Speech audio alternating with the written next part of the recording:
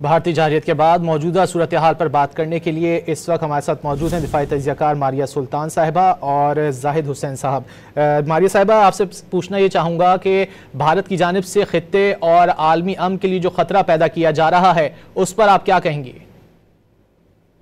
देखिए, ऐसे तो ये लगता है कि वो बज़िद हैं कि पाकिस्तान के साथ जो है एक बड़ी जंग में जो है एक तरह से जंग का जो दायरा कार है उसको वसी करे,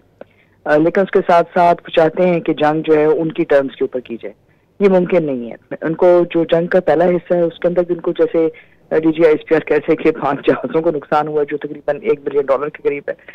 और इसके अलावा अभी भी जो काम कर रहे हैं वो गैर रवायती हथियार इस्तेमाल कर रहे हैं। लेकिन जाहिर सी बात है कि पाकिस्तान का इसका भी रद्द अमल आएगा, और जब पाकिस्तान का रद्द अमल आता है तो ये हिंदुस्तान के लिए बहुत मुश्किल होगा। ना उसको वो सह सकेंगे और ना ही वो उसको वाजे कर सकेंगे।